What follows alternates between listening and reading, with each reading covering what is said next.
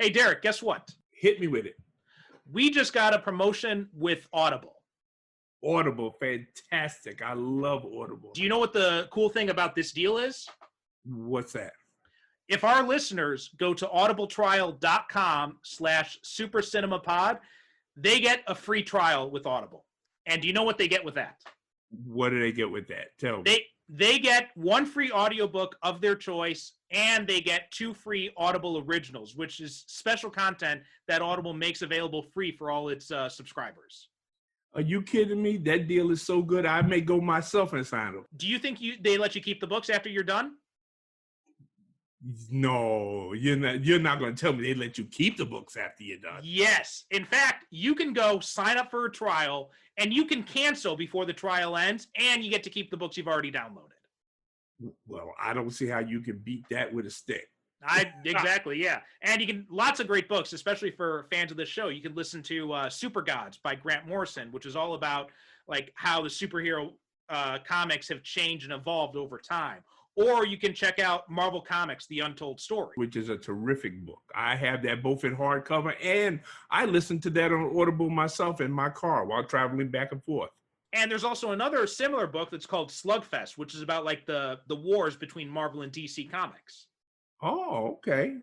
So that's another one you got to check out too. So yeah, head on over to audibletrial.com/supercinemapod and start your free trial right now. You get 1 free audiobook and 2 free Audible originals, and you can keep them even if you cancel before it's over.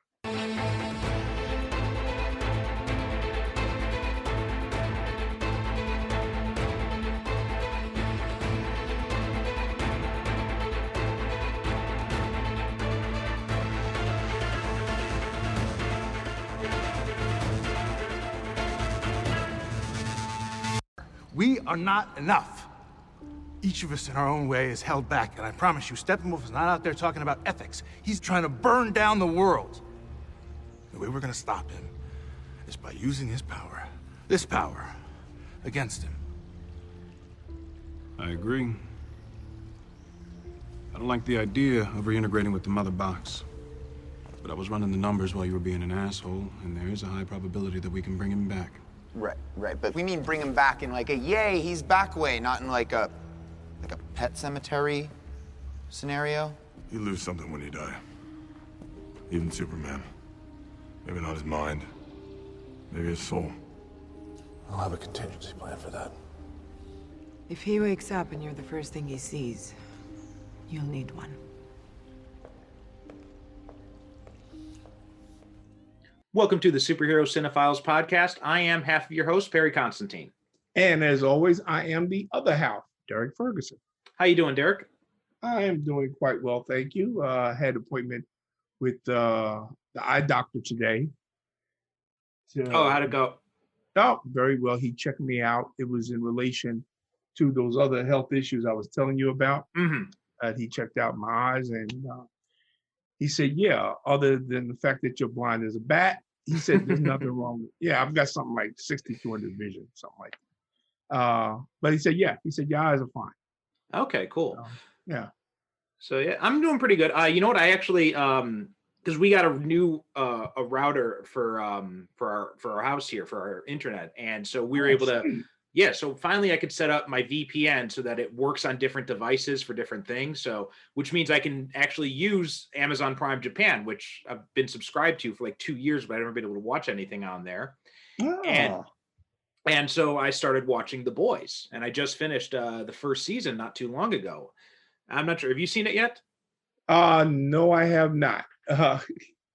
It is really good. Like, I've read some of the books, but it is, yeah, it's really, really solid work. I'm really enjoying it. I'm just about to start season 2, actually. And then, and also The Mandalorian's back, so I'm all caught up on that. Watched the first 2 episodes so far. Yeah, I'm just waiting because I think that this Friday is going to be like the 3rd episode of the 2nd season. I'm just waiting, I mean, I have patience. I can do that. I'm waiting until the whole thing is up there, and then I'm just going to binge watch. Yeah, I thought about waiting too, but then I checked out Disney Plus, and I'm like, I'm going to watch it. But yeah, it's Like first 2 episodes so far, really, really strong. And apparently Baby Yoda's got a bit of a murderous streak in him. Apparently so, from what I hear this last episode, Yeah. like most babies, he'll put anything in his mouth.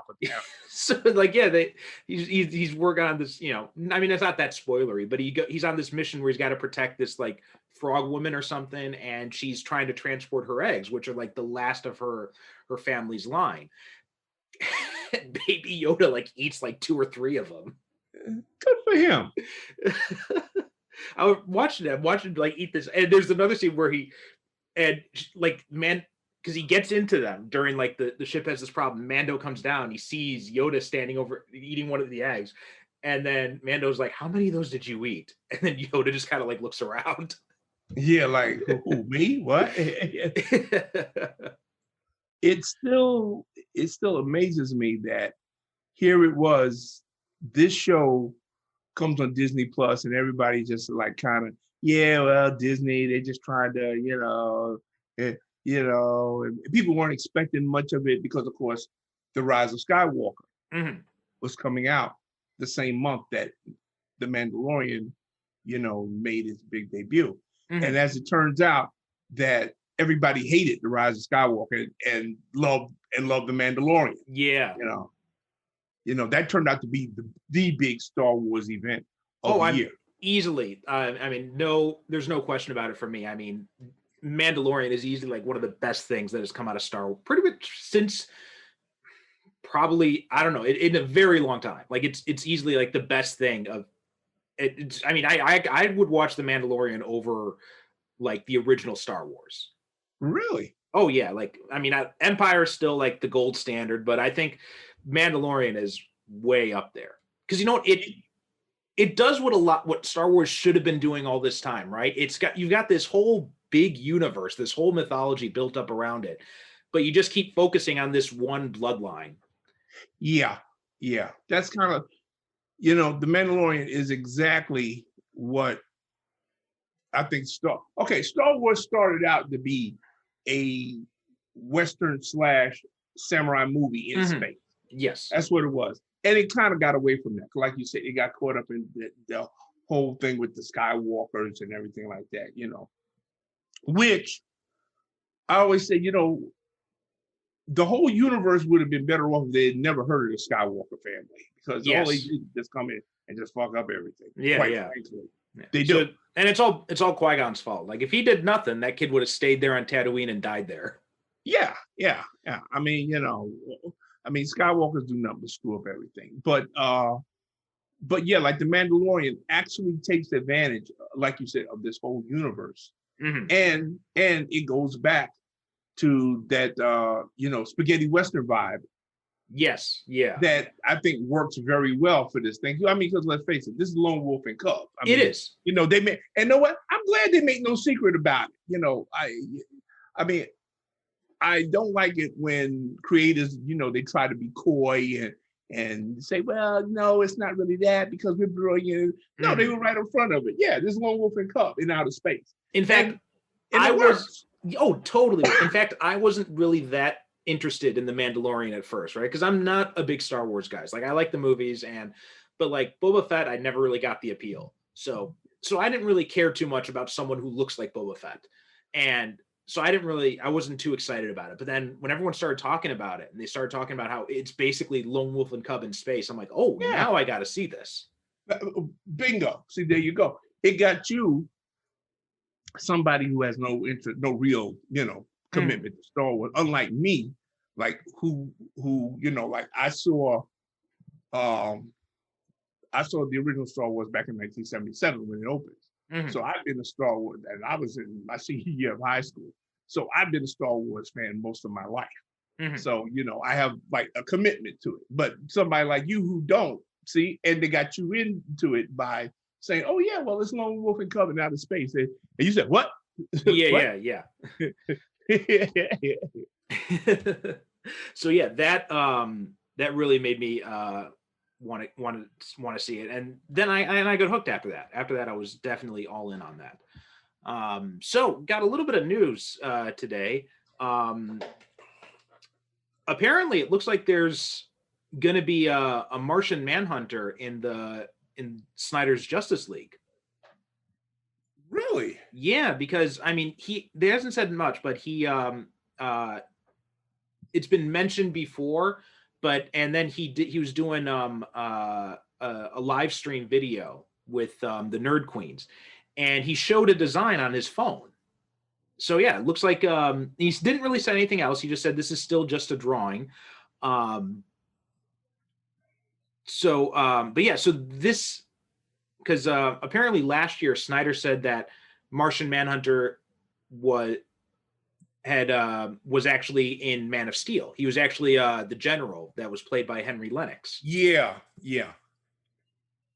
So and so it looks like this was his plan, or I don't know if it was his plan all along, but now he's got this 4 hours to play with. So now he's going to, reveal that. I'm not sure what kind of role he'll play in the movie or anything like that. All we have is the design, and, assume that Lennox is going to be playing John Jones.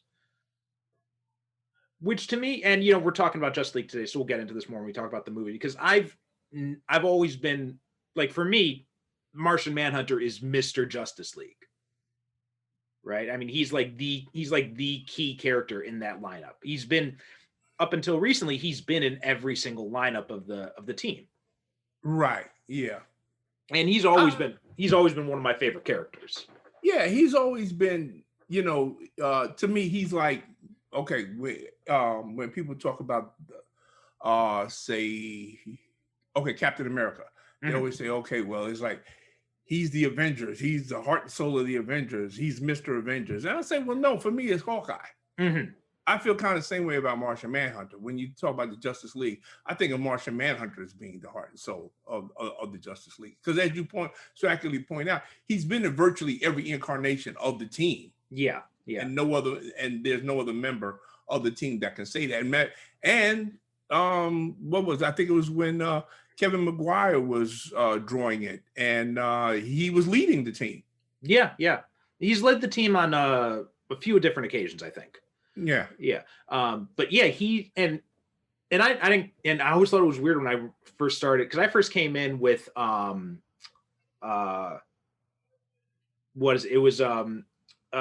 run. That was my first real introduction to the Justice League, and I couldn't understand why the Martian Manhunter was there.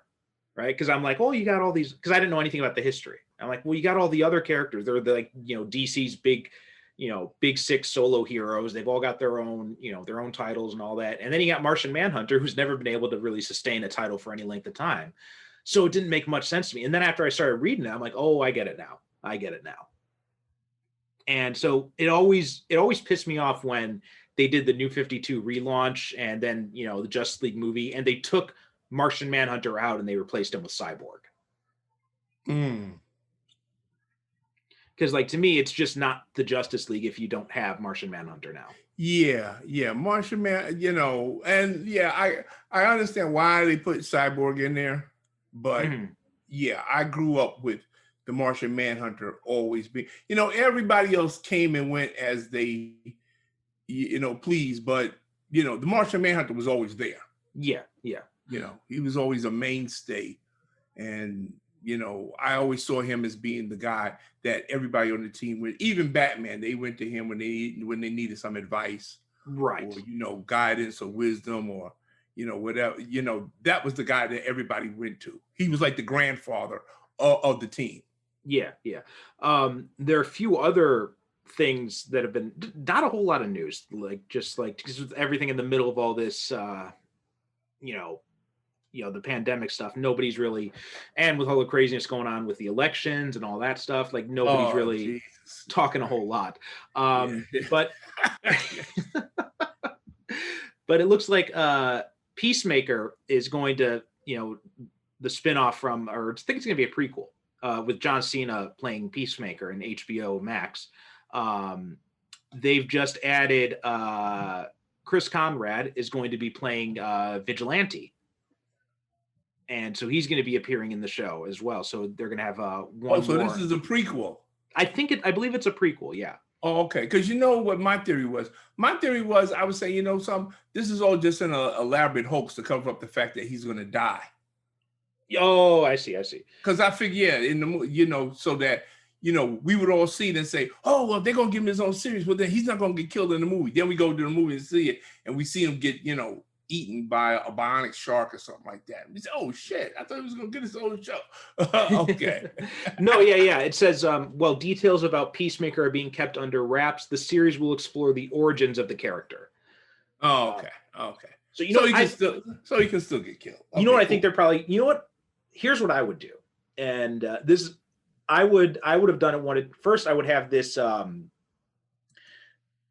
release this prequel series, right? And then I would have put the prequel out first, and then depending on how people respond to it, like if they like it, if they don't like it, then you have two scenes in the Suicide Squad movie. You've got one where Peacemaker dies, one where he lives. And if the series does well, then you keep him alive and you continue the series off from the modern day then. And if it doesn't do so well, if it's not that response isn't that great, then you kill him off in the movie. That's what I would do. That's what I would do. See what else. So also about the Flash movie, Brandon Routh was asked that if he would come back as Superman again in the Flashpoint movie. And he was doing an interview with the Geek House show, and he's like, well, it's always a possibility. And he said, they're bringing back Michael Keaton and some other people from past DC projects. So he's on board to play Superman again. So that's, if you're listening, if Warner Brothers is looking at this and they don't think, well, yeah, let's put Brandon Routh as Superman in the movie. If they don't do that, I don't know what's wrong with them. You know what? I think I don't think that they don't have a problem doing it. I think it's himself, Henry Cavill. I don't think he wants to commit himself completely to doing any projects as far as Superman goes, because I do believe he's going to hold out for James Bond. Right. Well, that's what I'm saying. So bring in Brandon Routh for the Flashpoint then. Yeah. What's that guy's name? Not Brandon Routh. The other guy. Oh, Tyler Hoechlin. No, Henry Cavill. That's what I'm thinking about. Oh, I thought you were talking about the one from the TV show. That's what's his name? Tyler Hoechlin. Yeah. Right. Okay. In fact, there's a bit of news of him too. They teased there's a set photo of him in Superman and Lois, and it looks like he's got a slightly altered costume. It's just a really blurry set photo, but it looks kind of like the it looks kind of like the New 52 costume with the red belt and everything. Yeah. So yeah, that looks like what they're going with for this one. And another piece of news, this is the last thing really to talk. Well, two other things. First, I don't know why they did this, but this movie that Ryan Reynolds is doing called Free Guy, right? Yeah. I saw the trailer for it, and I said, oh shit, I got to see this. That looks so much fun. Yeah, it sure does. It's been delayed indefinitely. Oh, give me a break. I know. Oh God, I'm just so annoyed with this stuff, and because it's already been delayed twice, and now it's just they don't know when they're going to. I'm just just put it on VOD. Yeah, I mean, really. I mean, seriously. Yeah. Just get, just sell it to Netflix or, like you said, VOD or Amazon Prime or something, and get it over with. I'm waiting. I'm surprised they haven't had whatchamacallit on there yet, because I'm actually want to see the damn thing now. What is it? The Mutants? New Mutants. Yeah. Yeah, I actually want to see it. They should just put all of this stuff on. Like I said, and I've been saying, they should either do one or two things. Either just release this stuff to some streaming platform, or just hold it for next year. Yeah, period. That's it. And just stop, jerking us around with multiple dates. Well, it's going to come out next month. Well, no, it's not going to come out next month. Well, it's going to come out the month. No, it's going to come out at Christmas. No, listen, I don't care what you do. Just make a decision and stick with it. Mm-hmm. Yeah. And Wonder Woman 84, another one that's been, pushed around a lot, which leaves... Forgive me, I got to make the bad joke. Okay. We're all waiting for Godot. Good one. I thought of that last week, and I'm I got to remember to say that on the show. Absolutely. Listen, hey, you know what? How often would you get to use that? Oh, well, you know what? I'm going to be, trust me, I'm in bad joke training for when my kid's born. Oh, absolutely. Listen. Okay, so Wonder Woman 84, that's still set for Christmas. I believe so, but like we talked about last week, that who knows? Because even the head of Warner Brothers is like, well, we hope. Yeah. I mean, and you know what? I can understand. You know what? I'm not totally insensitive to the movie theaters, even though they got more money than God. Mm-hmm. I'm not totally insensitive, and they want people to go to the theater and see it on the big screen and whatever. But I don't know. The thing is that at this point, we still do not know when it's going to be safe to go back to movie theaters. We really don't. I mean, I don't care what anybody says. We don't. There was an announcement yesterday that Pfizer, they said they had a vaccine that was 90% accurate. But then there were other stories that were coming out that they were saying they did not know the potency of this vaccine. Right. Like so far, they've only confirmed that it's effective for like up to 7 days. So that's right. Yeah, exactly. So I mean, so what? So now I got to go back to my doctor every 7 days and get a shot. Yeah. I mean, yeah. So we still do not know. We don't.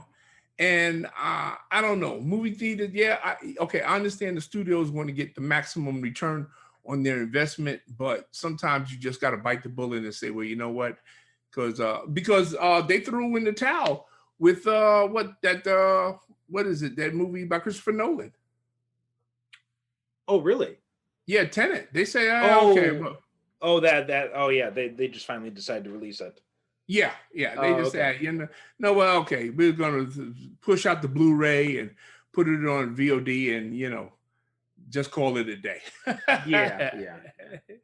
And so anyway, one more thing. I read a little bit of news on WandaVision, and apparently the first episode leans heavily into the sitcom vibe. Like they even filmed it in front of a studio audience.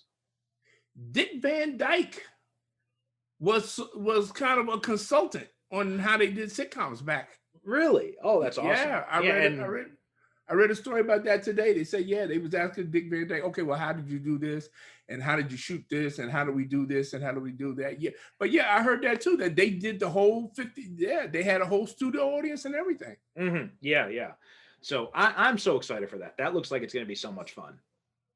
Paul Bettany said that, listen, he said, who knew I was so good at situation comedies? He said, I may have another career. Oh, I believe it. I mean, Paul Bettany had this kind of like weird, quirky kind of like his humor in Civil War was really good, right? Like when he walks through the wall and he's like kind of like, but I just, the door was open. Like I could definitely see him doing really well in the sitcom setting. Oh yeah. I mean, there's a lot of things that don't excite me anymore, but WandaVision, I'm excited for that. I really want to see what they're going to do with that. Yeah, same here. Okay, so now the elephant in the room, the movie that we've been haven't talked about yet, but we've been kind of dancing around for a while, and I figured let's get it out of the way, and that's Josstice League. Josstice League is probably the one movie that we haven't reviewed as of yet, but we've talked about the most. Yes, I think that's definitely true. We've talked about it. It danced about damn near every episode we've done, especially when we're talking about DC movies. Mm-hmm. But we haven't actually talked about. We haven't actually devoted an episode to it yet. So yeah, you're right. I mean, because this movie had just like such a clusterfuck of an origin story, right? Because they did Man of Steel. Man of Steel did really well. And then by that point, like Man of Steel came out in 2013, I think it was? Somewhere thereabouts. Yeah. So it came out, I remember, because it was the same summer as Iron Man 3 and the Wolverine. And I do remember because that summer, my expectation was that Iron Man 3 was going to be my favorite movie of the summer. Man of Steel was going to be a close second, and the Wolverine was going to be a distant third. And it ended up being almost a complete inversion of that list in reality. The Wolverine was far and away the best movie I saw that summer. Okay. And then I go back and forth over which I hate more, Man of Steel or Iron Man 3. Oh God. Would you say, and I don't know, I've had this discussion with some other people. Would you say that Justice League is by far the most controversial superhero movie to date? I think so. I was wondering about that myself. Yeah, I think so. It's, I don't know. Yeah, I mean, because we're still talking. No, I was gonna say maybe Batman v Superman, but now I think about it, like almost everybody hates Batman v Superman. Right. Like the only people who don't hate it are the Snyder fans. Yeah, everybody hates it. And I mean, this is a movie that we're still talking about and is in line for what really I call, they're giving the whole damn thing a facelift. Mm-hmm. Yeah. And representing it as what, like a 4-hour miniseries now on HBO Max. It's going to be they're reshooting scenes. They're doing all this stuff. There's all the contention, behind the scenes with them bringing in another director to finish the movie and stuff like that. I mean, this is a movie that I honestly can't think of another movie offhand that has been as polarizing in recent years as Justice League. Yeah, I think you're right on that, because Justice League, it's a movie that didn't please anybody, really. Like, it was like, even people who hated Batman v Superman, like me, it's like, well, Justice League is a definite improvement over that, but it still got a lot of problems with it. And then, obviously the Snyder fans all hated it because Snyder got left production. So yeah, I think you're proud, and it's generated all this controversy since after. So yeah, I think you're right. I think I'll go along with that. But yeah, I mean, and so it came after Man of Steel did well, and at this point, right, Marvel's already become a juggernaut because this is post Avengers now, and the DC's like, well, we got to catch up. Yeah, so they rush ahead, Batman v Superman, and they put like all the Justice League characters in that, and then we get and then like right after that, we're gonna get like a Justice League trilogy. And then after Batman v Superman tanked, it became like, oh no, it's not going to be a trilogy. It's going to be parts 1 and 2. And then that downgraded again. It's like, oh, it's just going to be one movie. And oh yeah, now Zack Snyder can't do it anymore. So, and it was just a case of like trying to run before you could walk. Yeah, that's a good way of putting it, because as I've said before in other episodes, the problem with Warner Brothers DC has always been that they've been trying to play catch up. Mm-hmm. They came out of the gate late. They didn't hear the bell. And by the time they realized what a financial juggernaut superhero movies were, thanks to the MCU, they just felt like they just had to like do anything they could to try to chase, especially when Avengers made $1 billion in what, like 2 weeks. The suits at Warner Brothers went crazy. They said, okay, well, we got to get us some of that money. And mainly that's what Justice League is not. Okay, first of all, I should say to y'all folks out there, if you didn't like me before, you're not going to like me now, because I'm not going to trash this movie.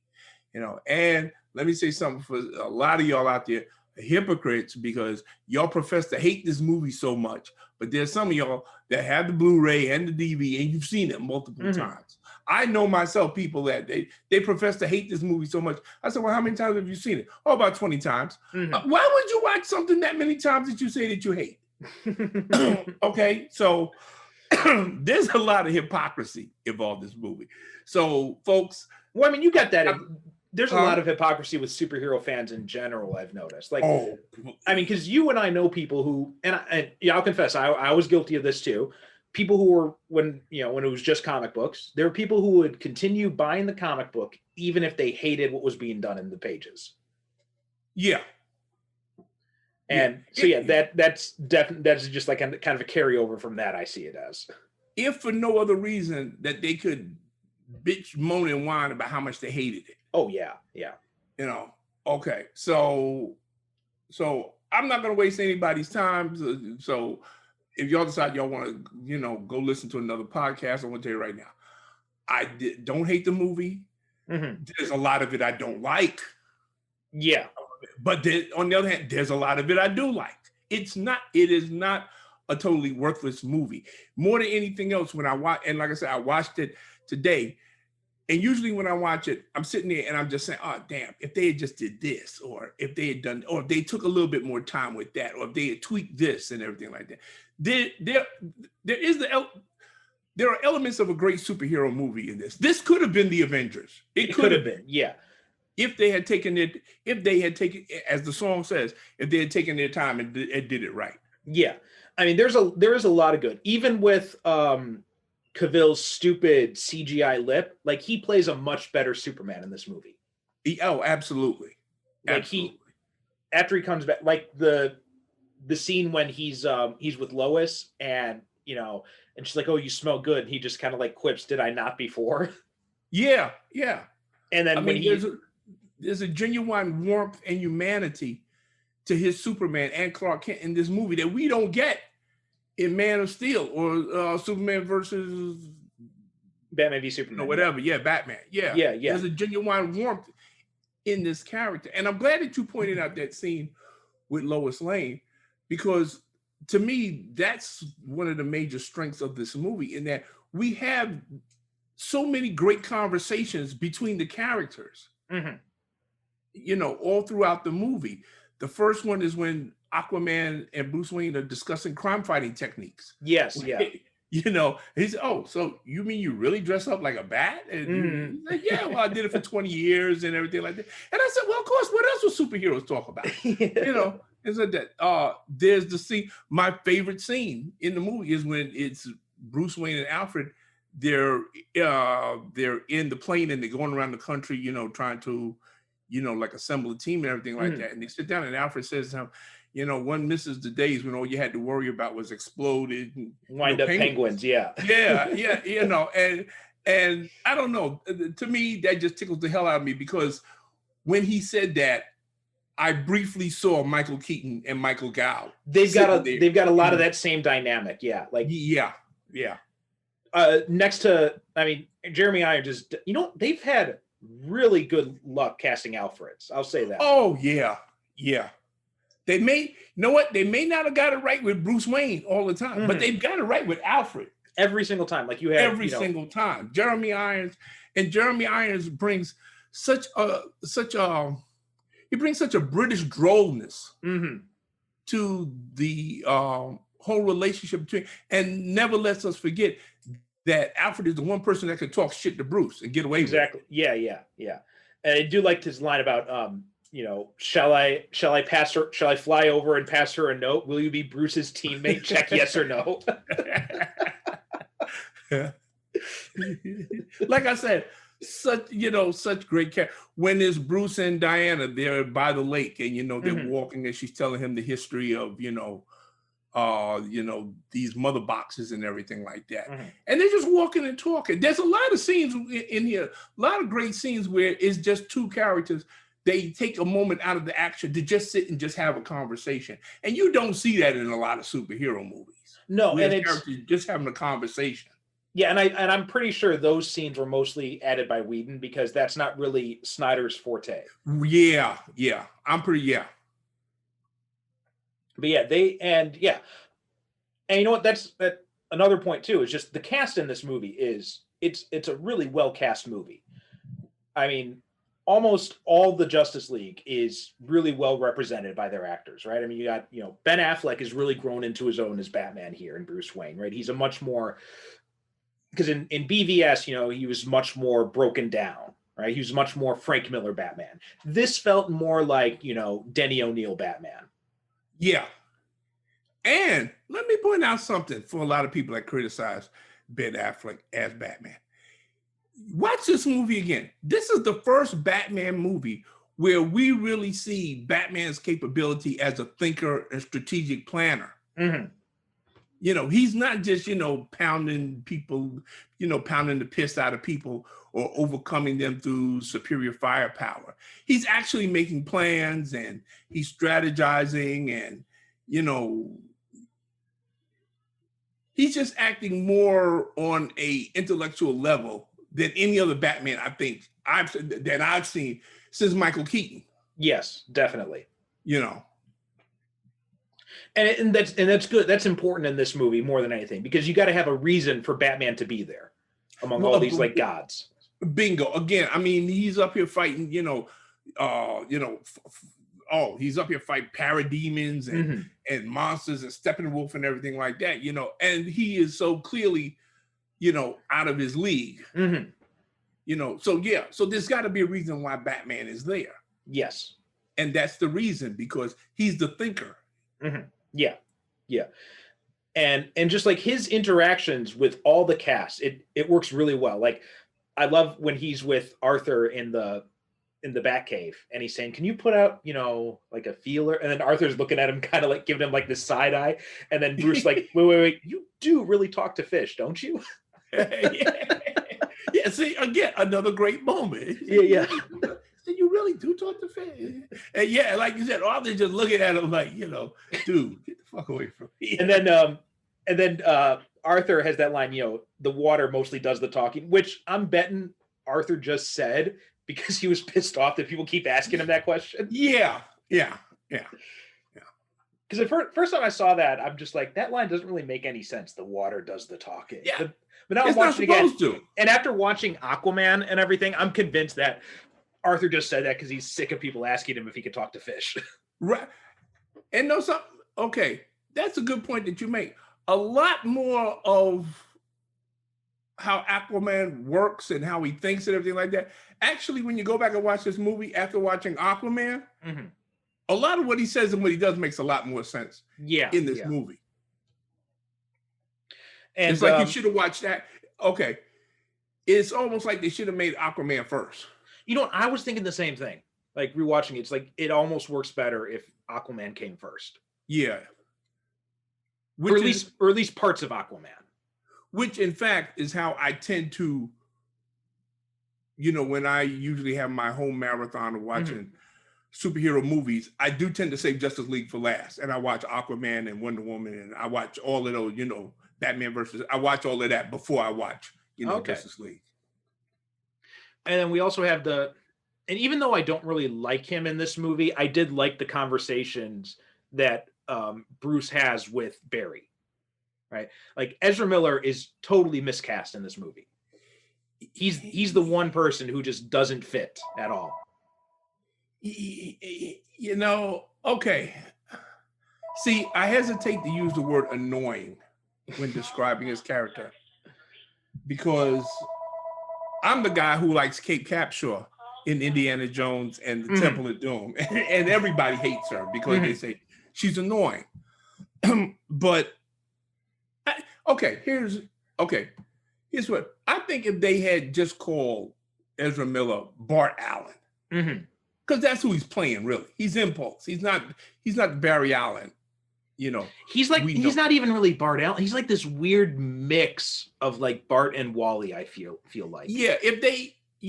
I think I could have took him a lot better if he had been some other Allen. Yeah, because he's definitely not the Barry Allen he's not even the Barry Allen from the TV show. No. He's just this, I don't know what they were thinking when they wrote his character. He's this hyperspastic, insecure, I don't know. You know what? And Stephen Amell was right. They should have just cast Grant Gustin. Yeah, I mean, really, that's exactly what I would have just did. Just, got him and just stuck him in there. Yeah. Because I have no idea. But you know what? These studios make me so sick with their little petty rivalries between the movie divisions and their TV divisions, and their strict policy of keeping them separate and stuff like that. It's so. I'm not sure if you remember, but back when they were doing the Justice League animated series, like they had a Bat embargo where like Justice League, they could use Batman, but they couldn't use any of his villains or any of the other supporting cast members. They couldn't have like Nightwing. They couldn't have Robin, Batgirl. They were able to use a few of the villains early on, but then afterwards they couldn't use like Joker or Harley Quinn or Ra's al Ghul or anything like that. Really? Oh yeah, yeah. They had a huge, and that's also why, like for a long time, um, Smallville had wanted to do have Bruce Wayne appear, and they were never able to do it because of Warner Brothers. They're like, no, no, no, no, no. Batman is being saved for the movies. You can't use him on TV. Hmm. And they have all these. They had all these stupid little rules about it. It was really weird. But and they still do that, right? Like when when they started the CW stuff, like at first it was like you can't have Superman, you can't have Batman, you can't have Wonder Woman. And then Supergirl came out and eventually we're like, oh, okay, we'll let you have Superman one time. And they're like, maybe we'll give you two again. And then eventually they do their own super. So it's just like it's so weird. It's just completely without logic. Yeah, they're like, kids that are hoarding their toys. Exactly. Okay, well, well, I got my toys over here, and you keep your toys over there, and our toys aren't going to play together. Yeah. But I mean, and don't get me wrong, I like him as an actor, but he was just miscast for this role. The role wasn't written very well. No. I don't like that costume. I don't understand why, and people have tried to explain to me, I don't understand why a speedster would put together a costume that has all these fiddly bits, hanging on it, and and all these different plates that are stacked on top of each other and things like that. I know, folks. I know. Bruce says, "Yeah, this is the same material that they use on the space shuttle," and how he runs at super speed, so I guess that's how he stole it. And that's why the costume looks like that. I'm sorry, I don't buy. I'm sorry. I just don't buy it. I don't like the costume. The costume makes no sense, and his characterization makes no sense. He does get in some good lines. Yeah, I was about to say the same thing. And I do like the scene where he's showing the insecurity, where he says to Bruce, he said, "Listen, you've done this for a lot of years. I've never been in this before. I don't know what to do." And Bruce says, "Just save one person. Yeah, and you'll know what to do." And that's a great character moment right there, because he saves one person, then when he sees he can do that, then he gets everybody else. Yeah. So I felt I was actually going to I was thinking of that line too, like that, because that's such a Batman response, right? Just like save one and then you'll know what to do. And also like, and he does have some other like funny little quips here and there. Like I like his line about,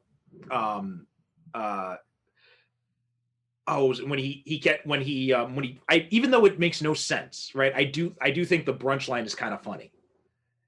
It doesn't make any sense for Barry to say that, or like to put it in the context of not understanding people. But it is funny because it's like, what is brunch? You stand in line for an hour for basically lunch. And I'm like, well, he's kind of got a point there. Yeah. I mean, listen, just because it doesn't make any sense doesn't mean he's wrong. Yeah.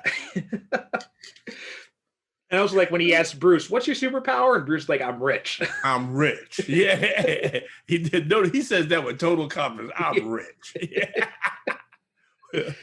That's the best superpower of all, kid. Yeah.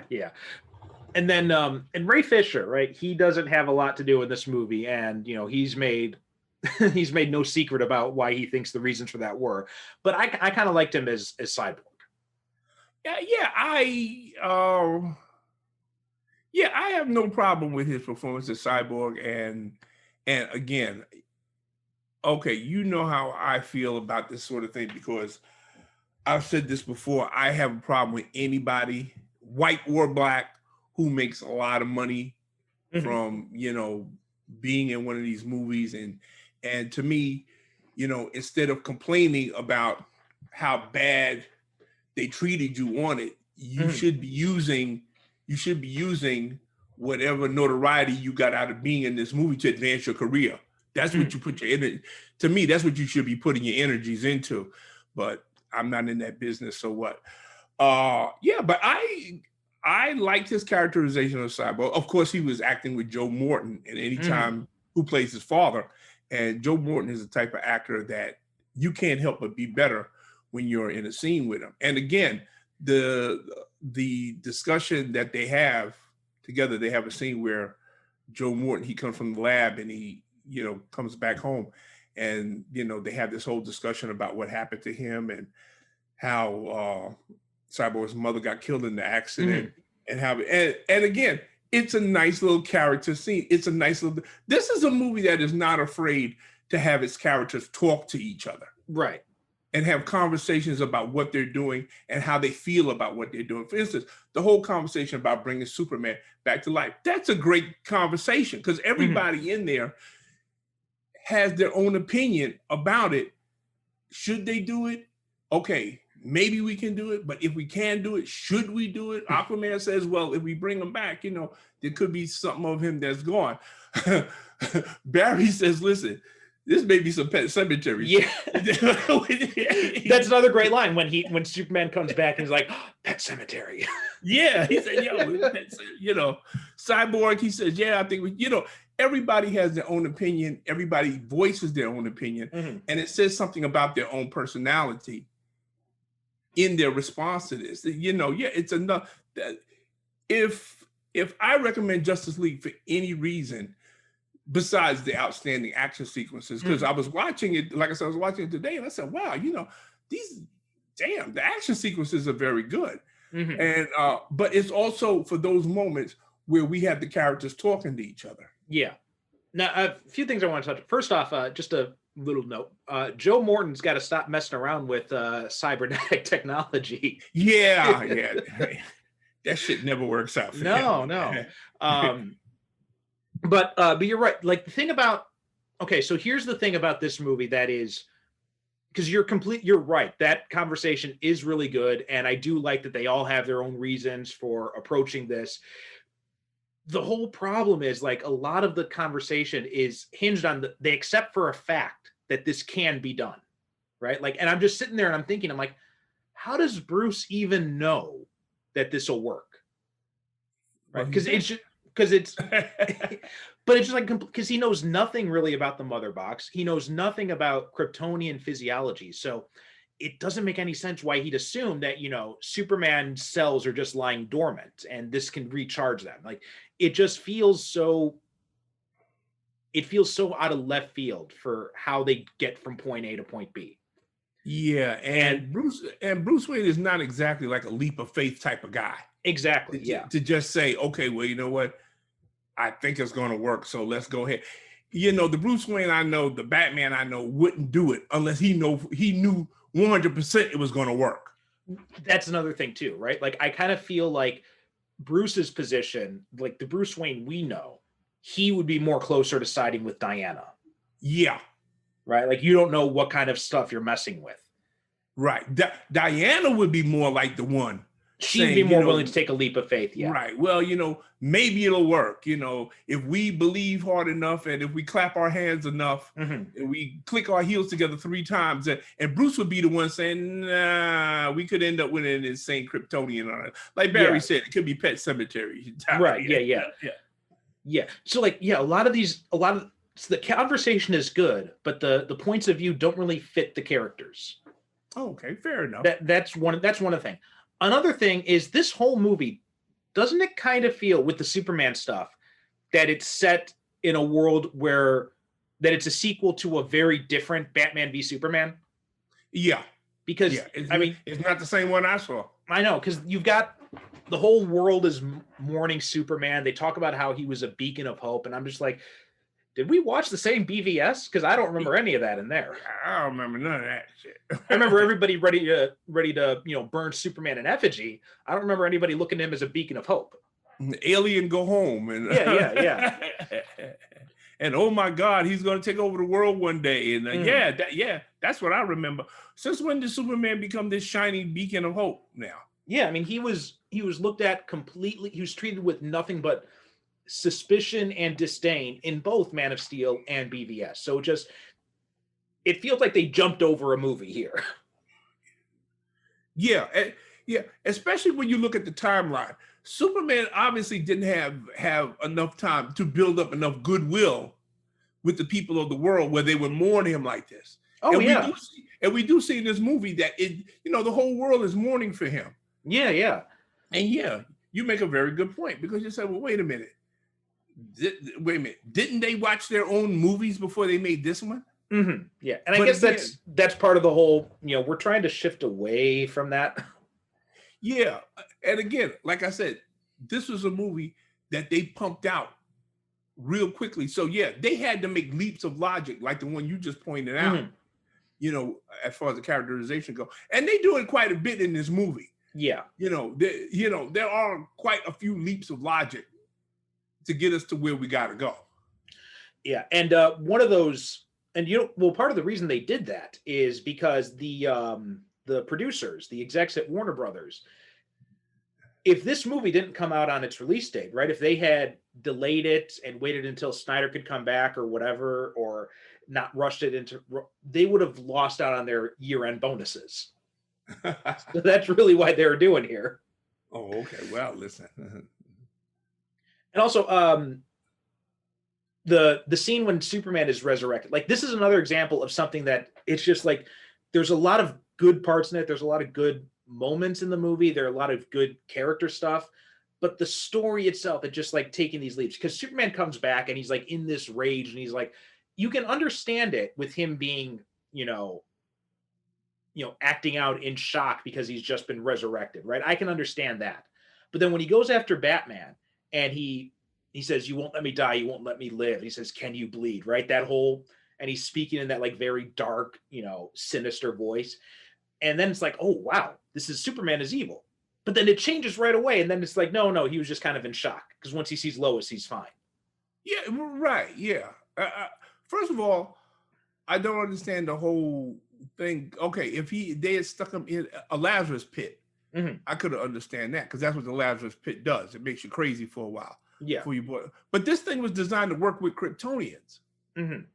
So why would he be crazy when it comes? Unless, of course, it was I think box. I think that's the idea. Is it's because the mother box being interacted with it as well. But see, once again, this movie itself. Okay, going back to what you just said, this is something that should have been discussed, and it should have been pointed out. Okay, well, you know what? Due to these two conflicting technologies that weren't meant to work together, now we're forcing them to work together. We don't know what's going to happen. Yeah, and more than that, like the people behind the scenes, they should have understood. Look, what's going to happen is Superman's going to go a little wonky and he's going to start lashing out. But otherwise, it's just like, oh, Superman is in shock. Oh no, he's evil. Oh no, he was just in it. Just because they just wanted that scene where he threatens Batman like that with the same way Batman threatened him, right? And it just feels like they were. It's that square peg in a round hole thing. It just doesn't quite fit together well. But I will say that scene when Superman's fighting off the Justice League has one of my favorite moments in the movie when Barry's running at super speed. And you see, and everything's like in slow motion for him, and then you see Superman's eyes move at normal speed, and you're like, "Oh shit!" And he catches him at the corner of his eye. Yeah. He's like, "Oh, I see you. You ain't slick." Yeah, I love that moment. And another thing, and I know we've talked about this before, whenever we had one of our random digressions about Justice League, but has Ezra Miller never ran before? Has he never seen how people run? Yeah. I haven't seen anybody run that weird since Steven Seagal. He's got these weird like arm flailing things. Like, what are you doing? Are you swimming? What is this? Yeah. I mean, okay. Again, I can't see a runner putting together a costume that's got all these excess, fiddly bits on it, as I call them. And when he's running, it's more like he's trying to swim. It's so weird. It's not. I said, wait a minute. Didn't they show you pictures of actual runners? And I also don't know why they have him, why they use blue lightning instead of like, it's always, the Flash, right? It's the trademark, the red, the yellow streak, right? You've got the yellow. I don't know why the lightning is blue in here. It just makes no sense. Yeah, it makes no sense. Like you said, it should be yellow or red. Mm-hmm. And you know what? If before Flashpoint, someone's got to take Ezra Miller and hook him up Clockwork Orange style in front of a TV screen and just make him watch Tom Cruise movies nonstop so he can internalize how people look when they run. Yeah, exactly. Because apparently he's never run in his life. No, Just going by this movie. It's real weird. I don't know. It's just that I think that, okay, best way that I could put this, we were talking about Iron Fist in one of our episodes. And I said, okay, the problem with Iron Fist is that if you're going to do a show where your main character is a master martial artist, then it kind of would help you out if you hire an actual master martial artist to play and teach him how to act. Yeah. Or the other way to do it is you keep the mask, right? You keep the Iron Fist mask. So what's his name can play Danny Rand when he's not fighting. But when you do the fight scenes, you put in a guy who knows how to fight. Right. Okay. If you're going to have a guy playing a super speedster whose main power is that he runs very fast, well then show him videos of Usain Bolt, you know, a guy who actually does run fast. So he can get an idea, okay, this is how the arms are supposed to move. This is how the legs go, you know, the torso turns this way. Yeah, exactly. It is no surprise to me that he actually spends a good deal of this movie falling over himself.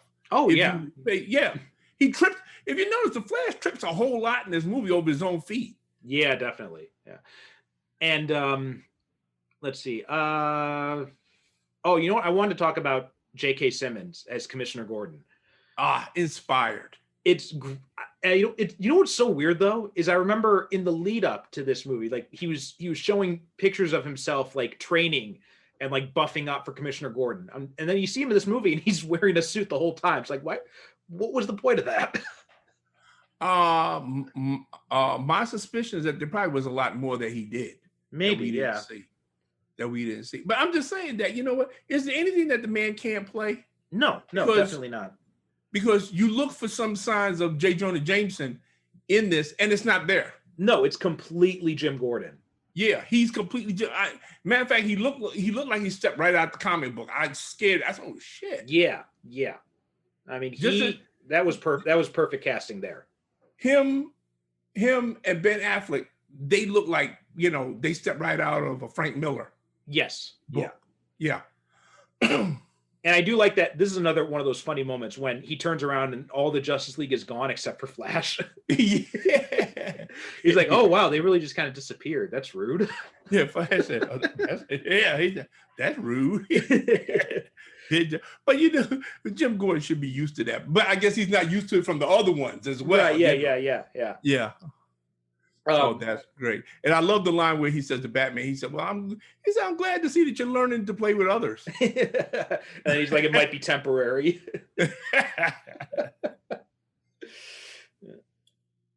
And then I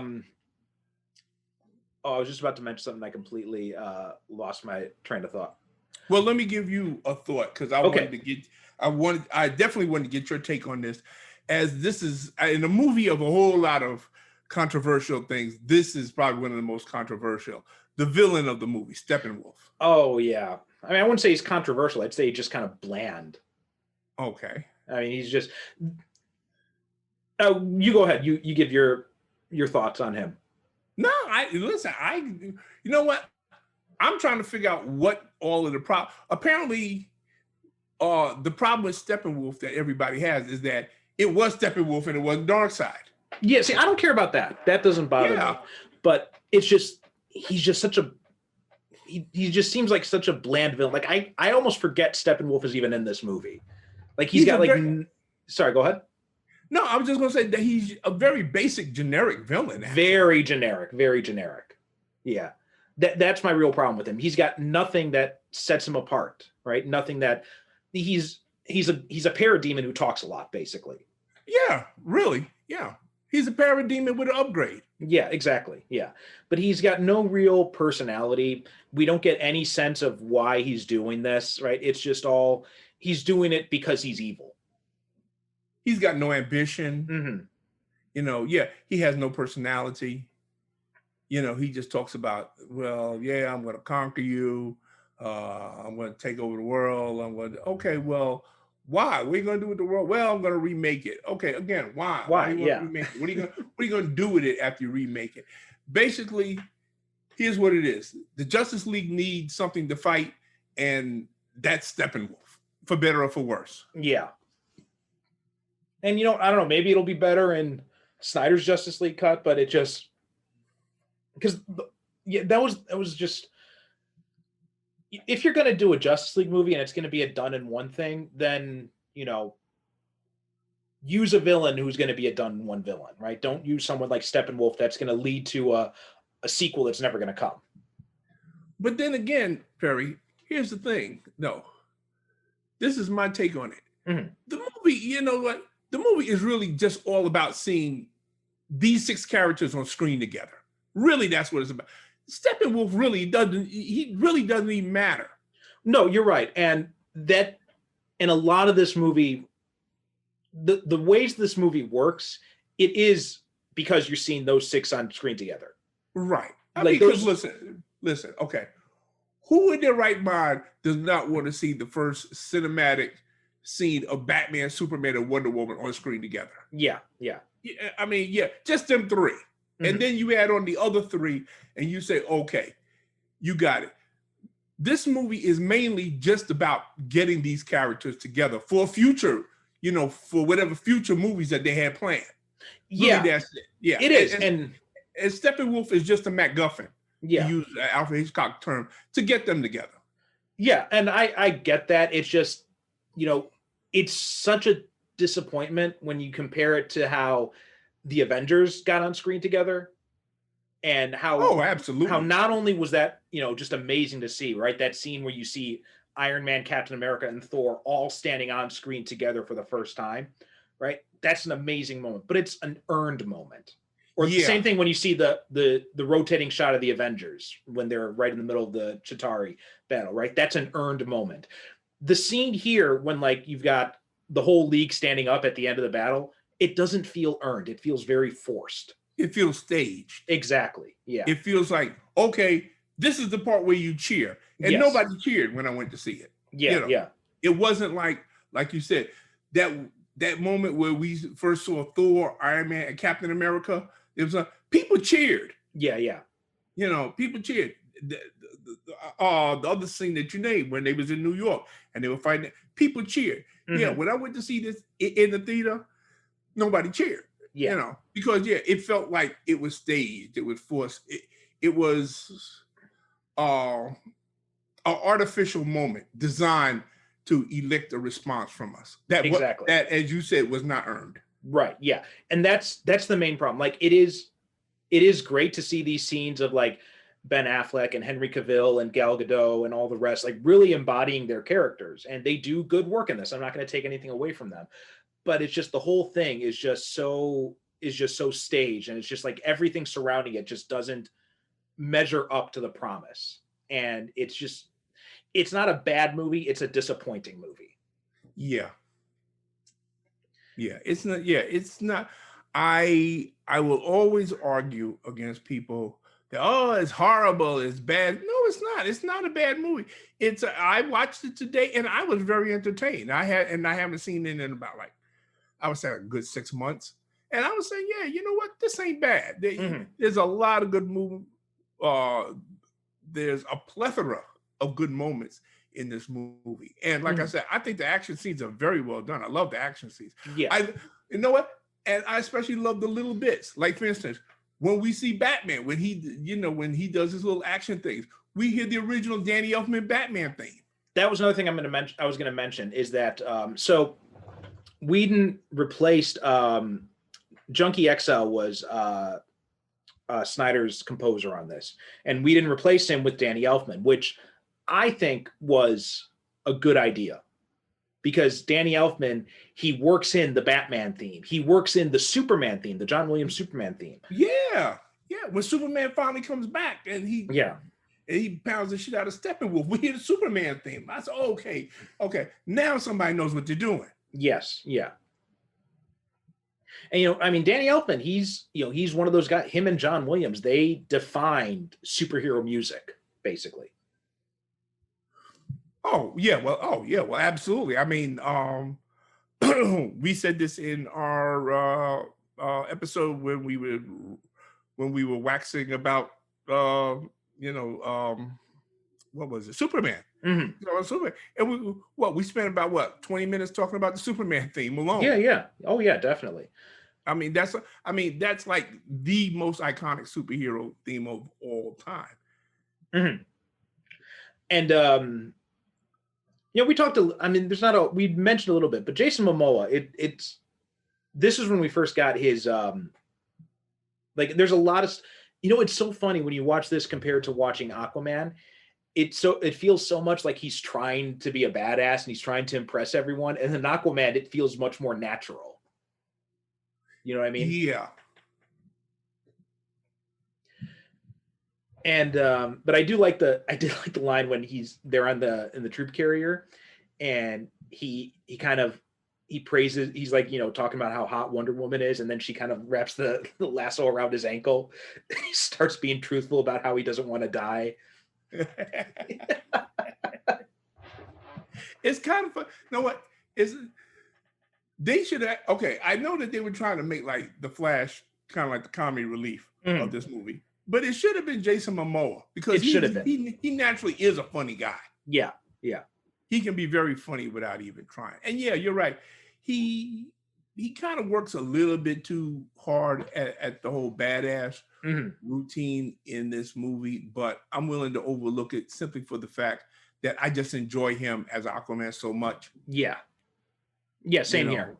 I mean, it's pretty hard to, I don't know. You were talking about the casting, and we have so many people in this movie. Like, for now, Gal Gadot, for an entire generation, she's going to be Wonder Woman. Oh, definitely. Just like Linda Carter was the Wonder Woman for an entire generation. Jason Momoa, for an entire generation, he's going to be, Aquaman, this guy. Yeah, Aquaman. He's going to be Aquaman. Ezra Miller is not going to be a Flash's generation of the Flash. No. They're going to look at Grant Gustin. But go ahead, Ben Affleck. Ben Affleck, I think that years from now, we're going to be looking at him as a missed opportunity, because I firmly believe, based on this movie, Suicide Squad, and Batman versus Superman, that we could have had the best live action Batman in Ben Affleck. Oh, without a doubt. Without a doubt. Yeah. I think if he had, here's the problem. He never got to have a solo movie as Batman. And also, it's just like, he's only allowed these brief flashes of brilliance in each of these movies. Right? Like, he's never because the story is forcing him to be something else. Right. I don't even really count Suicide Squad that much, because it's basically just a cameo. But in Batman v Superman, right, they're trying to force the Dark Knight Returns Batman on him, and then in this one, he's much better. And if you take some of those flashes of brilliance in BVS and you combine it with Justice League and you give him his own movie, it would have been amazing. Yeah, because undoubtedly the best parts of BVS is with him and Wonder Woman. Or him and Alfred. Yeah, those are the best parts of the movie. Yes, yeah. And I just think that it's, for my money, he had the best live action fight scene as Batman I've ever seen in any movie. Oh, hell yeah. Yeah. Yeah, that's the best. Yeah, wow. That was phenomenal. So that was like, remember last week we were talking about Mark Miller, and when I'm reading his stuff, there are sometimes when I read something like Red Sun and I just wish I could slap him upside the head and say, why don't you write like that all the time? Yeah. I feel the same way about Zack Snyder when I see that scene in BVS. I want to smack him up the head and say, why can't you direct like that all the time? Yeah, all the time. Yeah. So I think that that's the only thing that is holding Ben Affleck back from being a truly great Batman, in that he never had a solo movie of his own, where we just saw him as Batman doing Batman shit. So and interacting and having greater interaction with other characters such as Jim Gordon and whatever villain they put in his movie, probably Ezra Miller playing the Joker. But fortunately, we are going to see more of Ben Affleck as Batman. So fortunately, this isn't the last outing, right? Because he's going to be in the Flash movie. He's reshooting. He's doing extra scenes for Snyder's Justice League. So we are going to see more of him as Batman. And we'll see how that works out. Like with Snyder doing Justice League, I'm not sure if that'll be if we'll get more of the Justice League Batman or if we'll get more of the BVS Batman. But Flash should be interesting. I'm probably more looking forward to seeing what he does in Flash. Yeah, especially since the rumors that I've heard here and there is that this is supposed to be the movie that's going to fix the continuity of the DC films. Yeah, that's the assumption. But nothing confirmed, but that's the assumption. And it makes sense because that's what the Flashpoint comics did, right? They created the New 52. Well, I don't know. I don't see any reason why anything needs to be fixed because they already established with the Crisis on Infinite Earths thing that, there's all these different Earths. So, but then again, I'm not running things. So, you know what? Another thing I had about this movie that really kind of annoyed me is that plus that whole thing with the Russian family, that's one of Whedon's weak points is he wants to focus in on these normal people in the midst of all this. And it just kind of feels tacked on. Yeah. But there was absolutely no reason for that to be in the movie. No. Period. But I will say I did like when Superman comes back, right? And this is just more of his the great little flashes of charm that Cavill was allowed to use in this movie, right? Like when he first off, when he comes back and he hears that other people are in trouble and he says, "Oh, they're civilians." And then Batman's like, no, it's okay. Barry's after. He's like, no, there are too many. And then he flies away. That is Superman. Yeah. That is what should have been in Man of Steel. And you know what? Again, Henry Cavill had the potential to rival the great Christopher Reeve as Superman if he had been given a decent movie to be in. Exactly. Yeah. The man was never given a decent movie to work with and show exactly what he could do as Superman. And we get those flashes in this. And so we do get that great scene where where Flash saves the family and then he looks over and he sees Superman carrying the entire tenement. Yeah, he's carrying the entire tenement, which again is such a Superman moment. Yeah. Oh, and also when he's with Cyborg and he says, he's like, when he blow back, he's like, yeah, some, but I think we can survive it. And Superman's like, okay, good, because I kind of like being alive. Yeah. And afterwards, like, oh, I wish I was dead. Also, the stinger too, the post credits or the mid credit scene with him and Flash. Like that's just another example of his charm, right? He's like, well, if I win, you're off the team. And then Flash is like, wait, are you serious? And Superman just kind of like smiles at him. He's like, no. He's like, but you have to take us out but Bruce said you have to take us out to brunch. But that's another example of those character scenes, those little conversations that work really well. And you know what? That is also such a great moment for longtime comic book fans who remembers every once in a while DC would have these races between Superman and the Flash to prove who was the fastest. Yeah, it's such a great. Okay, you know what? I'm glad you pointed it out because Ezra Miller did have another great scene where they're digging up the body and him and Cyborg are talking. That scene just feels so. Yeah, I remember that scene. Just feels so weird though. Like they're digging up Superman's body. It just and they're bonding. Oh yeah, they're bonding over digging up Superman's body. Yeah. I don't think I really like that scene. It just feels so. I understand what you're saying. It's like me. I'm just kind of like this. Just doesn't. This feels like something we could have skipped over. Grave robbing Superman's body. Yeah. But okay, so one thing though is that you've got Aquaman on the team, and you're the writer, you're the director. You can set this final battle anywhere you want, and you've got you should set it on the coastline so you can see some Aquaman do some really badass shit. Like that was one thing that I felt was like another missed opportunity, right? Like have like a bunch of parademons coming through the air, and then Aquaman summons up like a giant shark to jump out and attack them. Yeah, but you know what? It's easier to just have him surfing on the back of a parademon. It is, and I'm just saying, which was a cool scene, but it does just feel like a missed opportunity and a lack of creativity to not put Aquaman in a place where he can really show off what he can do. Yeah. And know what? I understand completely because if you notice, every other member of the team does have opportunity to show off their particular skill set. Right.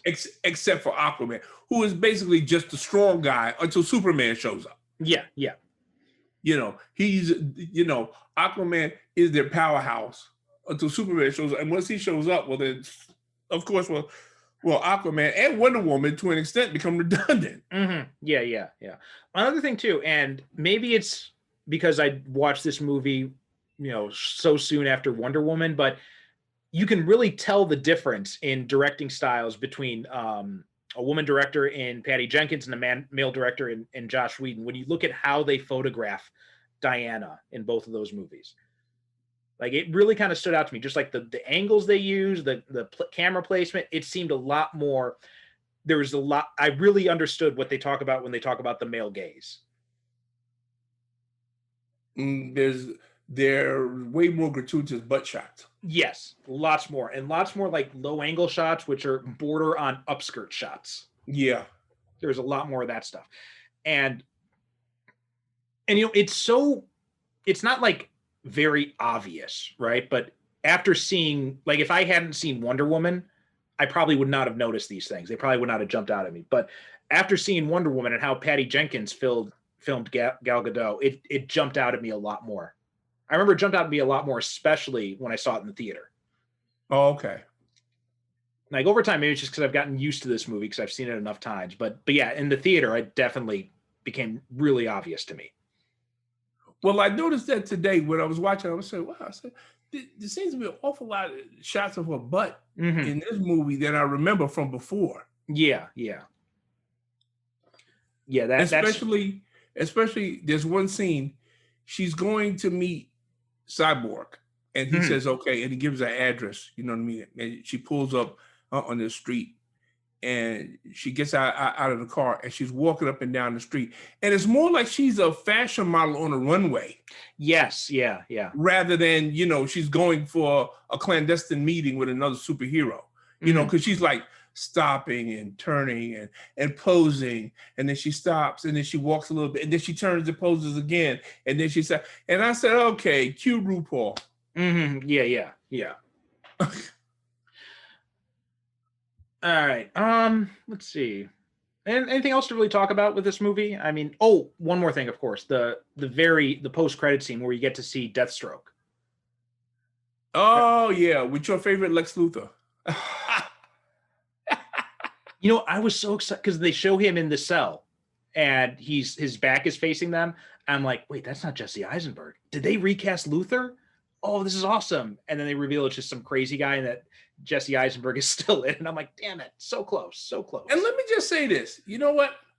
I'm not opposed to Jesse Eisenberg playing Lex Luthor 20 years from now. Yeah. He's just simply too, I mean, because listen, he's a phenomenal actor. I love him. He is good. But he's just simply too young. That's all that, He's too young, and just the way his character is written is just so, he's much more Mark Zuckerberg than like Walter White, for example. Yeah. Okay. Again, that's another actor. That's the guy they should have got to play Lex Luthor. Oh yeah. Absolutely. In fact, that's what I would love to see them like do another Superman movie. Get Henry Cavill and Amy Adams back. Get, Lawrence Fishburne back as Perry White, because that's a good casting choice as well, even though they kind of bastardized Perry White and turned him into this weird cynic, right? Who doesn't believe in like the press can really can really tell truth or something like that. Like they didn't have a good handle on Perry White. Because Perry White, Perry White is like he should be like the last of the great newspapermen. Right. He's gruff and he's a cynical optimist. Let's put it that way, because he believes that the journalism can do good in the world. Right. Exactly. I don't go with, much as I like Lawrence Fishburne. I don't know. See, me and people are always telling me, oh, well, that times change and, we should always have characters be fluid and be able to change and go with the times, everything.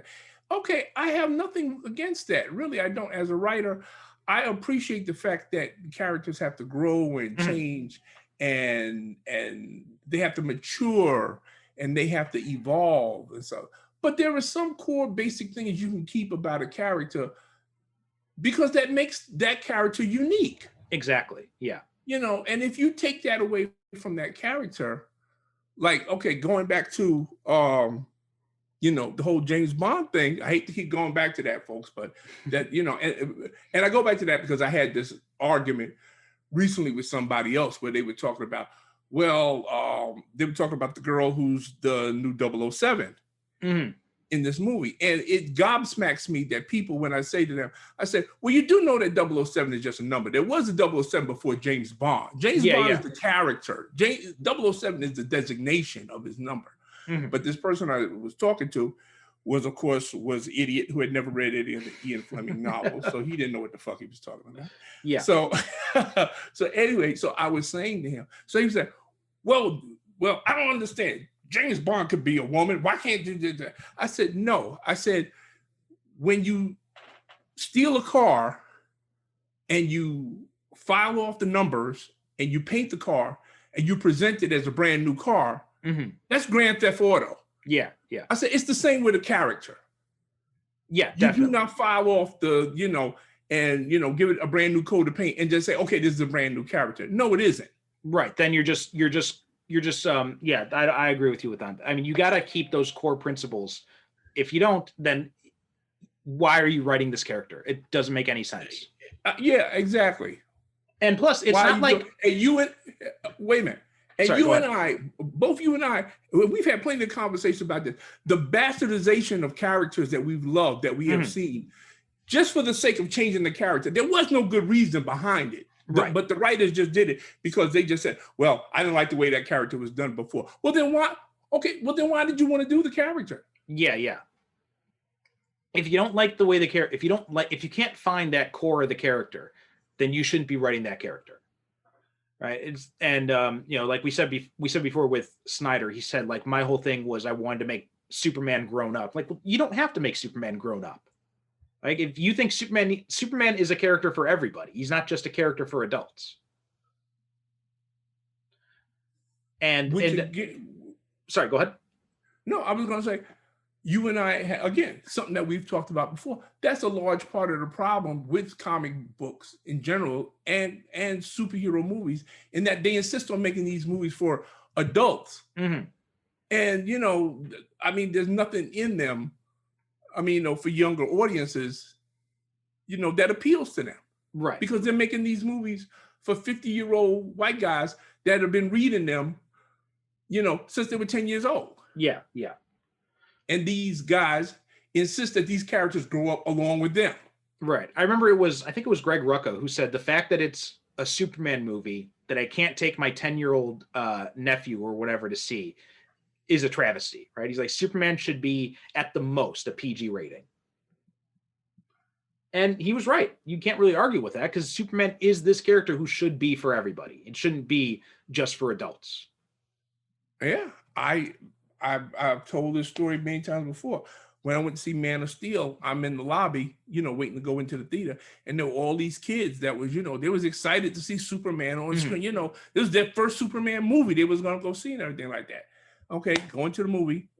About 45 minutes into the movie, I'm hearing kids snoring, or they're asking their parents, can they go home? This is boring. And see, that hurt me to my heart, because any kid going to see a Superman movie, that should be a magical experience. Exactly. A kid should fall asleep or be wanting to go home.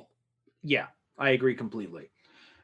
And taking it back to Perry White, that's like the people who say, well, you got to change with the time. Well, even you look at real journalists, they're not all cynical, right? There are people, there are journalists, real journalists out there who believe that journalism is important, that it can have an impact and all that. So it's not like it's unrealistic to have Perry White be an optimist about what journalism is capable of. So as a matter of fact, you have Perry White as a counterpoint to the popular opinion. Exactly. Of what journalism is now, in order to show people, okay, this is what journalism once was, and it could be that again. Right. Because we have guys like Perry White who still, who still believe in the power of true journalism. Perry White is a very important character in the whole Superman mythos. I've loved him in all of his incarnations. I love the Great Caesar's Ghost. And I've always been of the opinion that, much like Jim Gordon, he figured out a long time ago that Clark was Superman. He just never said nothing. Yeah. Because he's not a stupid guy. Right. And also, I think also another one you can put in that column is Joe Robertson in Spider-Man. Oh, yeah, absolutely. Yeah. Robbie knows Peter's. And in fact, they reference that in Spider-Man 2. Right? You remember that there's that scene where Robbie says something like, I heard Spider-Man was there, and he's kind of giving Peter this look. And it's like, oh, he knows what's going on. Oh, yeah. Oh, he's not a stupid guy. He figured it out long ago, but he said, you know what? He's doing good out there. So why should I upset the apple cart? Right, exactly. Yeah. And same thing with Superman. That's, you put him in like, because everyone said that about Man of Steel and BVS, right? Oh, well, Superman's not realistic anymore. Well, but then you look at Winter Soldier, right? Steve Rogers, Captain America, stands apart in that movie, and he stands out even more because of the world that you put his ideals up against. Everybody said you could not do Superman traditionally the way Superman is presented. They said that would be impossible to do in a movie today. And then what did Marvel did? They made Captain America. Yes. Yeah. And they put the lie to that, because this is Captain America with his traditional values and everything like that. And like you so accurately state, the fact that they put him in today's world, that's the whole conflict with Captain America and the world he's in. Can he hold on to those values and all of the things that make him who he is in this new world that he's placed in, where everybody's telling him that everything he believes in doesn't matter anymore? Right. Yeah. And he's telling him, no, it doesn't. Okay. All right. So I think that's basically any final things you want to say about Justice League? Only that, for the 5 or 6 of you that are still listening. Okay. You say you hate Justice League. Okay. I don't get it. You know what? I can't even understand it, because it's a movie, and I don't think I hate a movie as much as a lot of people I know hate this movie. It's not a bad movie, folks. It's a misguided movie. It's trying for something. This is a movie that is trying to run a marathon before it even knows how to walk. Yeah. But that doesn't mean it's not. There's a lot of good stuff in this movie to enjoy and like, and I hope that Perry and I have brought some of it out, that when you watch it again, and I do hope you would go back and see it again and look at it through new eyes, because there's a lot to like about this movie. As I have said ad nauseum, it's got those great little character moments where it's just two characters talking to each other. It's got great action sequences. Some of the best action sequences I've seen in a DC cinematic movie. The villain is crap, but it makes up for it with all of the rich characterization that we see in this movie. This movie, like I said before, basically is just to get these characters together for future movies. That's really all it is. And if you take it on that basis, and really, that's the only basis you should take it on. Yeah. it's got lots of flaws. I mean, but the cast is good, and that's really the saving grace. Is the cast is so good, and they do have these really great moments together, and yeah, you're right. The action scenes are really good, even though I think the last scene was set in the without thought to what Aquaman could really be capable of, but and yeah, it feels like a rough draft. Yeah, that's what it doesn't. Yeah, you know what? Bingo. It doesn't feel like a completely finished movie, and a large part of that comes from the fact that as has been well documented, is that the original director, Zack Snyder, due to family tragedy, he had to leave off in this movie, and it was finished by Joss Whedon. Yeah, Joss Whedon. Yeah. So all I can say is that after watching it today, I am a little bit more interested in seeing this new version of Justice League that's going to be on HBO Max. I believe it's next year. Yeah. It's got to be next year because we only got this year's almost gone. No, it's coming out in like December of next year, I think.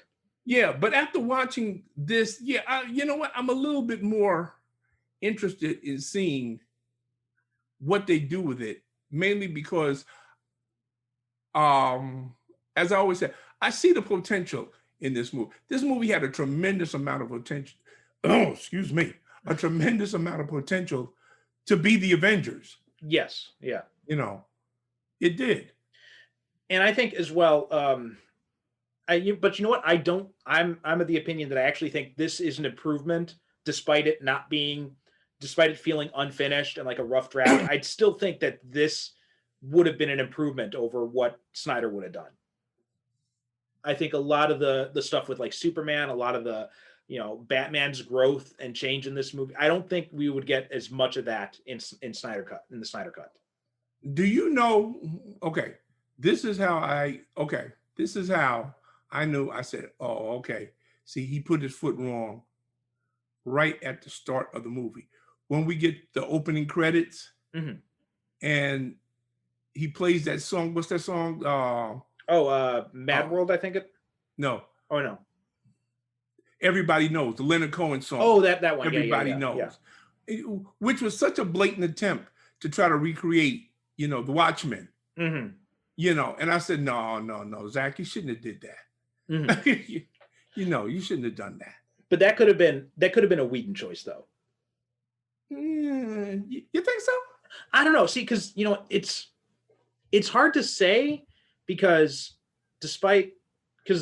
Zack Snyder is credited as the only director on this movie, so it's hard to say like how much stuff was completely of his was tossed out, how much was because I don't know. But you're right. It feels like a Snyder thing to do, but it could have also been Whedon trying to do what he thinks Snyder would have done.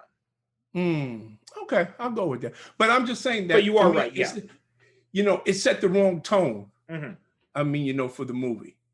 To my mind, it should have been more like the opening of, I don't know, Superman the movie.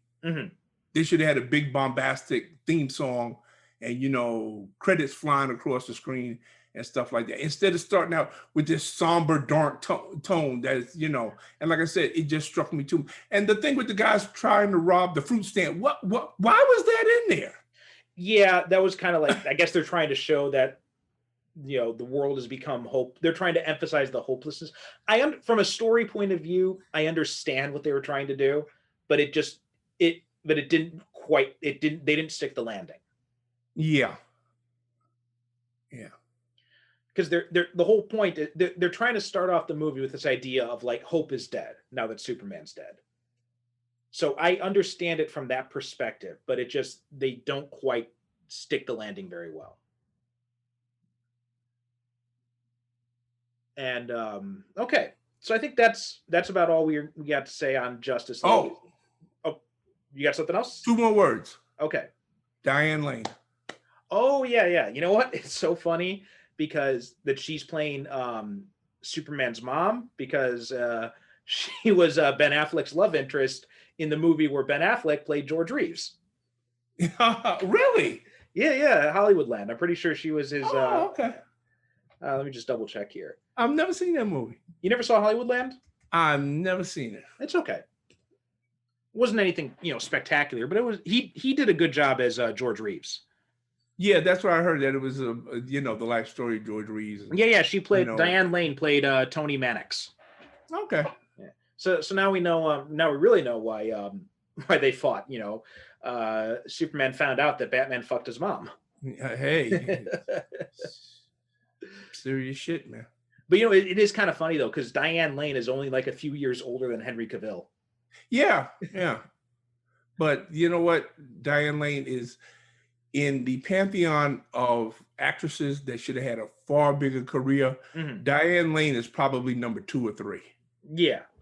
She should have had a way big, and I don't know, maybe that's because she didn't want a bigger career.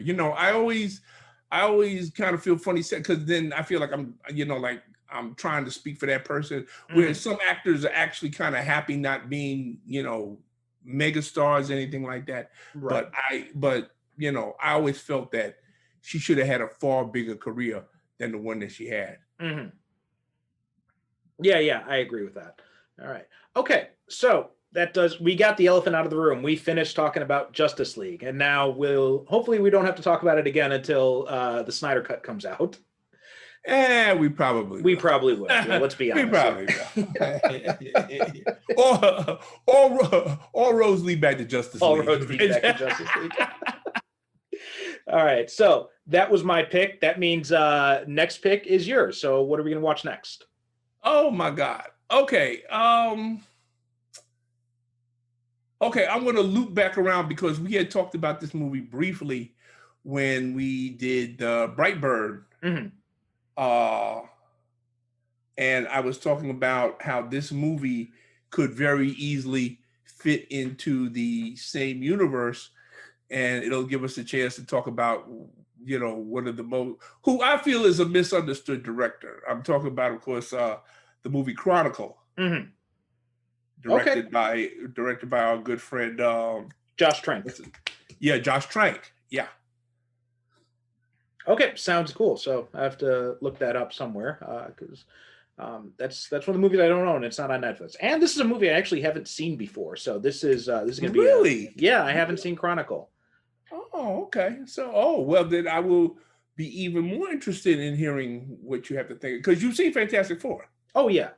Okay. Or Fantast Four or whatever. I don't know what that mess was supposed to be.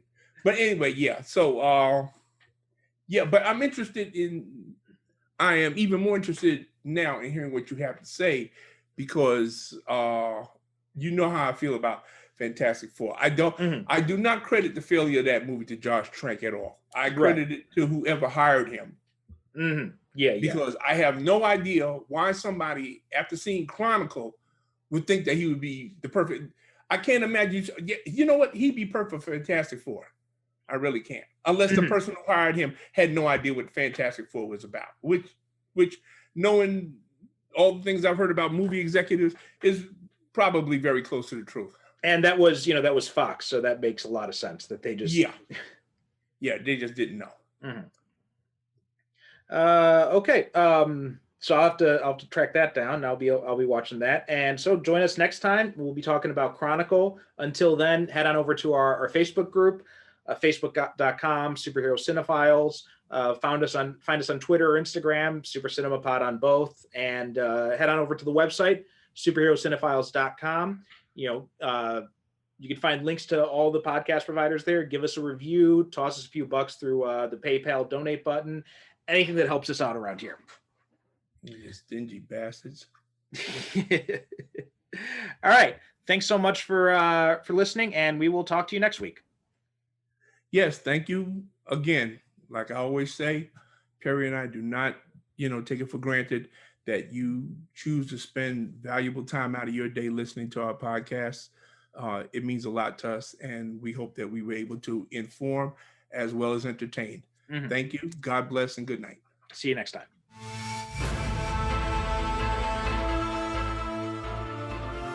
Thanks for listening to the Superhero Cinephiles podcast.